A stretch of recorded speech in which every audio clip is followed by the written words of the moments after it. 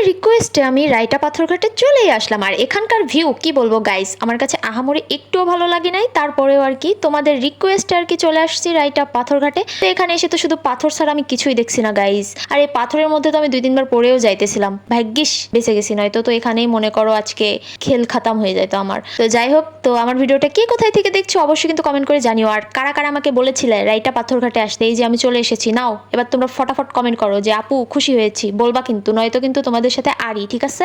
তো যাই হোক, অনেক কথা বলতে বলতে হাঁপিয়ে গেলাম। আর এদিকে ফ্যান অফ করে ভয়েস দেওয়া লাগে গাইস, খুবই কষ্টের মধ্যে আছি, খুব। তো যাই হোক, এত কষ্ট করে ভয়েস দিতেছি, তোমরা কিন্তু এই ভিডিওটা বেশি বেশি লাইক কমেন্ট শেয়ার করে দিও।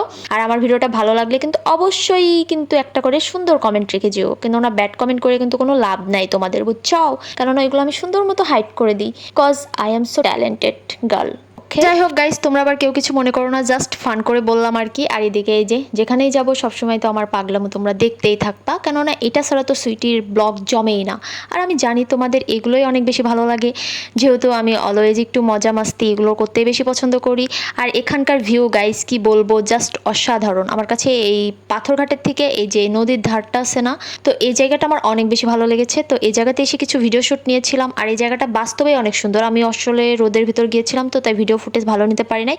আমি যদি মনে করো বিকাল টাইমে যাইতাম তাহলে মনে করো অনেক সুন্দর ভিডিও ফুটেজ নিতে পারতাম। তো যাই হোক, এখন তোমরা সবাই কমেন্টে বলো আমার ভিডিওকে কোথায় থেকে দেখছো, আর আমার লং ভিডিওগুলো তোমাদের কাছে কেমন লাগে এটাও কিন্তু অবশ্যই কমেন্টে জানাবা। আর আমার কথাগুলো কেমন লাগে এটাও কিন্তু অবশ্যই জানাবা, বুঝছো? কথা বলতে ট্যালেন্ট লাগে, বুঝছো? আমি ট্যালেন্টটা নিয়ে কথা বলি। তো যাই হোক, মজা করলাম গাইস, আল্লাহ হাফেজ।